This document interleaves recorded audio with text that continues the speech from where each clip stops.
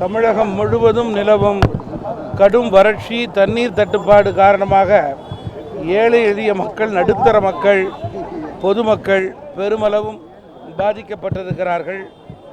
தமிழக அரசு மக்களுக்கு குடிதண்ணீர் கொடுக்கக்கூடிய நிலையை போர்க்கால அடிப்படையிலே செய்ய வேண்டும், சுத்தமான தண்ணீரை கொடுக்க வேண்டும் என்று தொடர்ந்து தமாக கேட்டுக்கொண்டிருக்கிறது. மேலும் பொதுமக்களுக்கு கடும் வெயிலின் காரணமாக உதவிகரமாக தமிழகம் முழுவதும் கடந்த 20 நாட்களாக தொடர்ந்து தமிழ் மாநில காங்கிரஸ் கட்சி பொதுமக்களுக்கு நீர்மோர் பந்தல்களை திறந்து அவர்களது தாகத்தை தீர்க்கக்கூடிய நிலையை வெயிலிலே செய்து கொண்டிருக்கிறது. இன்றைக்கு ராயப்பேட்டா மணிக்கூண்டு அருகிலே நேரடியாக நானே இங்கு வந்து தமிழ் மாநில காங்கிரஸ் கட்சியின் சார்பிலே ஆயிரக்கணக்கான பொதுமக்களுக்கு நீர்மோர், தர்பூசணி போன்றவற்றைகளை வெயிலுக்காக கொடுத்தோம் என்பதை மகிழ்ச்சியோடு தெரிவிக்க விரும்புகிறேன். மேலும் அரசியல் கட்சிகள், சமூக ஆர்வலர்கள், தன்னார்வ தொண்டு நிறுவனங்கள் ஆங்காங்கே இது போன்ற நிலைகளை ஏற்படுத்தி பொதுமக்களுக்கு உதவிட வேண்டும் என்று நான் கேட்டுக்கொள்ள விரும்புகிறேன்.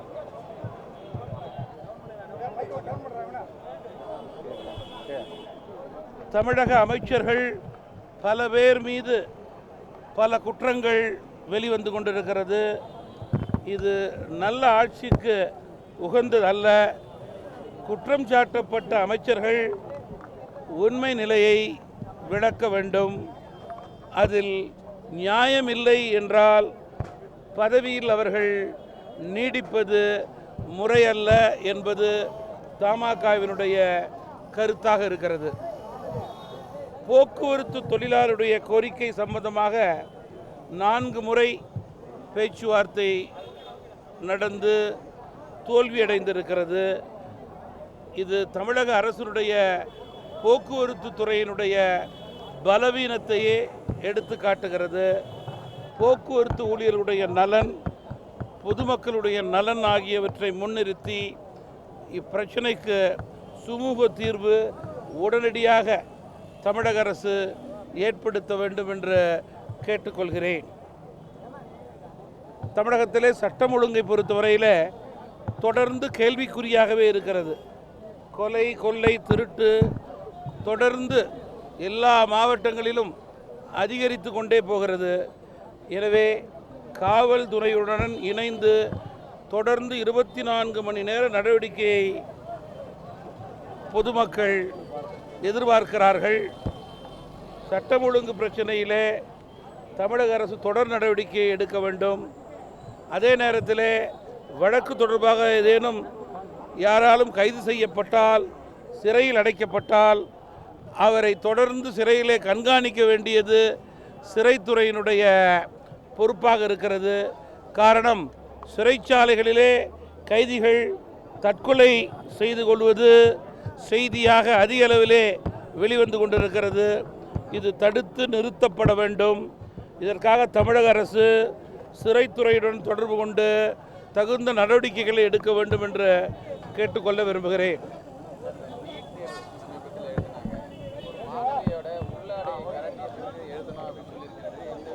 நீங்கள் நீட் தேர்வை பொறுத்தவரையில் தமிழகத்தினுடைய நடுத்தர ஏழை எளிய மாணவர்களை ஏமாற்றிய பணியையே மத்திய மாநில அரசுகள் செய்தது. எதிர்பார்த்து ஏமாந்து மாணவர்கள் போனார்கள் என்பதை வருத்தத்தோடு தெரிவிக்க விரும்புகிறேன். இனி வரும் காலங்களிலே மாணவருடைய எதிர்காலத்திற்கு ஏற்றவாறு அந்த மாநில அரசினுடைய நிலையை, மாணவருடைய படிப்பினை உணர்ந்து அரசு நடவடிக்கைகள் எடுக்க வேண்டும் என்று கேட்டுக்கொள்ள விரும்புகிறேன். குறிப்பாக நீட் தேர்வு நடந்த அன்று மனிதாபிமானம் இல்லாமல் ஆசிரியர்கள் மாணவ மாணவிகளிடம் நடந்து கொண்டது வெட்கக்கேடான செயல் என்று நான் குறிப்பிட விரும்புகிறேன். மாணவர்கள் மிக கஷ்டப்பட்டு படித்து பரீட்சையிலே முன்னேற வேண்டும், முதல் நிலை பெற வேண்டும் என்ற மனநிலையிலே அங்கு வந்தார்கள். ஆனால் அந்த மனநிலையை மாற்றக்கூடிய அளவுக்கு அங்கே தவறான பணிகள், கொடூரமான செயல்கள் நடந்திருக்கிறது. இது ஒருபோதும் ஏற்புடையதல்ல. மத்திய மாநில அரசுகள் இது போன்ற பணிகளிலே தேவையில்லாமல் ஈடுபட்டவர்கள் மீது உடனடி நடவடிக்கை எடுக்க வேண்டும். அரசும் இதற்கு பொறுப்பை எடுத்துக்கொள்ள வேண்டும் என்று நான் கேட்டுக்கொள்ள விரும்புகிறேன். நன்றி சார்.